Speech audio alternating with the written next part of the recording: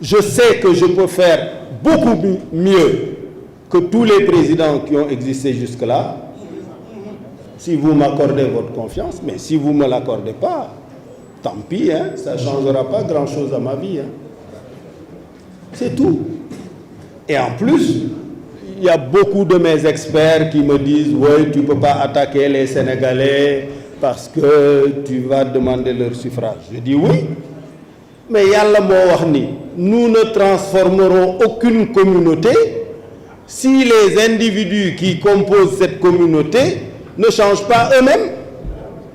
Donc si les Sénégalais ne changent pas en direction d'être dignes de confiance, en direction d'aimer la vérité, quelque difficile qu'elle soit, en direction d'aimer l'effort, de travailler, beaucoup travailler, toujours travailler, encore travailler, mais je n'ai aucune envie d'être le président de la République d'un tel peuple.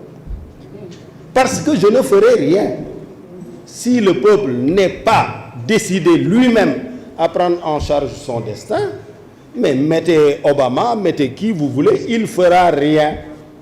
Puisque le président, il définit une orientation, il définit une politique, il indique un chemin, il dit allons vers là, ça peut marcher.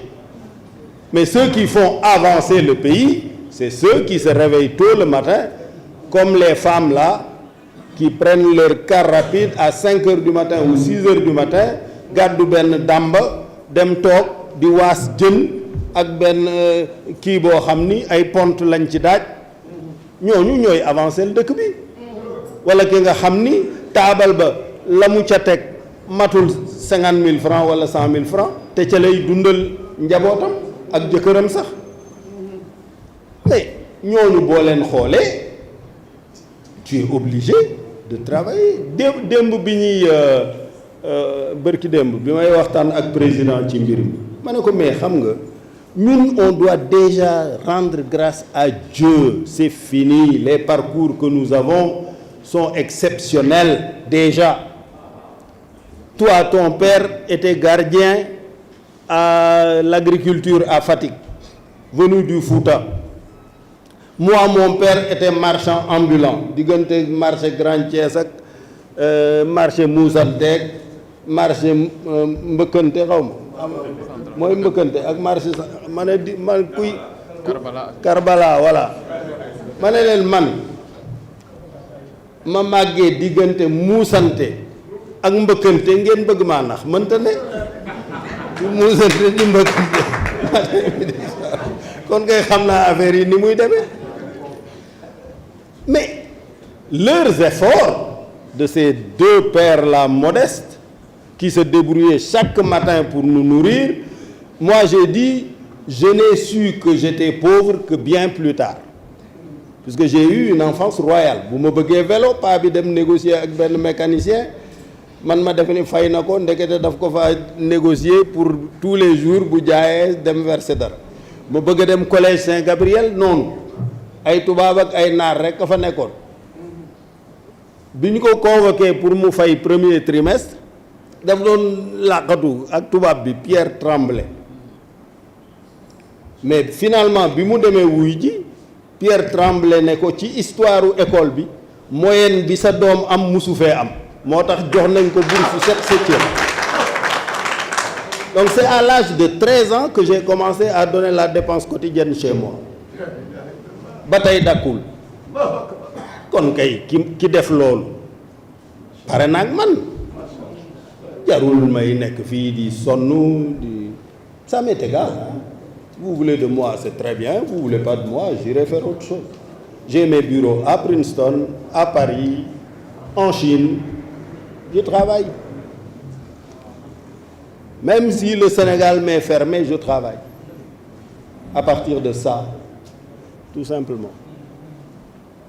J'ai plus besoin de bureau physique, mais j'ai des gens qui travaillent pour moi. Donc, moi, je vous dirai la vérité, quelque difficile qu'elle soit.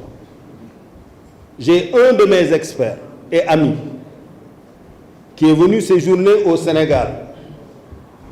Au terme de sa mission, sa conclusion a été de dire: Monsieur le Président, nous avons un immense problème, nos compatriotes ne sont pas dignes de confiance. C'est très grave, ça. Je lui dis, mais explique-moi comment ça se fait.